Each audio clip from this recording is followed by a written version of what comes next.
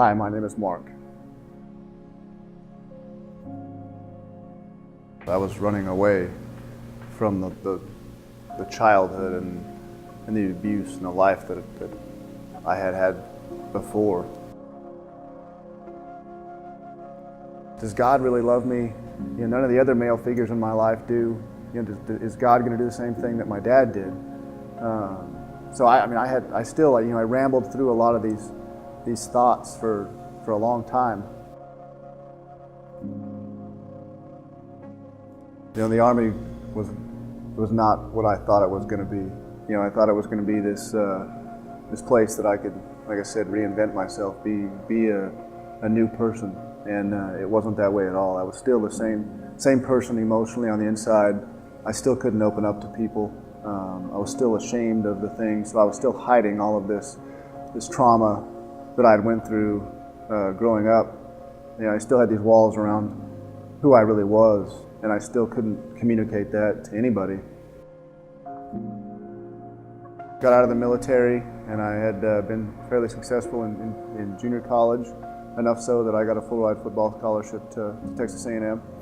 And immediately I got there, there was a few men, godly men, that were on campus in the Fellowship of Christian Athletes that I started hanging around with, and I noticed that they were different than some of the other people I had been around. They weren't the same rough guys that I had been around, so it made me want to kind of look into this church thing a little bit more and find out what makes these guys tick. Why are they like this? Why are they so open with me? Why are they inviting me to all these different events? And it felt good to have somebody feel like they cared about me.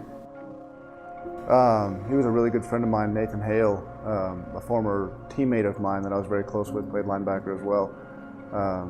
He brought me to Mission Church when we moved to San Antonio, and he was also the guy that really brought me into Christ, or just starting to get into Christ when I was at Texas A&M, just shortly after enrollment. Got into Mission Church, and Nathan immediately got us into the community groups, and that was the biggest turning point. I was baptized last November. I was sitting in church, and I could tell that something was pulling on me. It's time. It's time to fully give up control and give control to God. And I prayed. I sat down in the theater, and I just sat there and prayed for 4 or 5 minutes. And when I got up, it was clear. It was almost like my mind was at peace. That this is where I want to do, and this is who I want to be. And I went down there, and I talked to Alex that morning, and he asked me, do you give your heart to Christ? And I said, absolutely. This is the one thing in my life that I'm positive that this is what I want to do, and it's just been amazing ever since. And I came to Pastor Alex and said, Alex, what do you do on a daily basis, on a structured daily basis, to read the gospel and to be a godly man?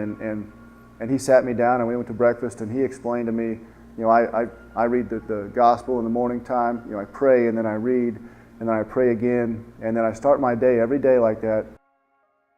And I remember 2 or 3 months ago reading Romans 5.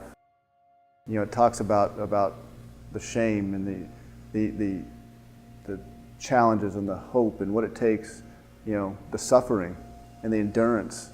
But in the end, there's always hope because Christ died for our sins. And I always look back at that and know that everything's going to be okay. I don't have the anxiety that I used to have. My life has changed so much since entering into life in Jesus. All the pain and shame and guilt and everything that I was holding inside is gone. You don't have to control anything anymore. I don't have to control my wife in the morning being late. I don't have to control anything. I really don't. The stress on my life is gone. I can focus on the things that really matter.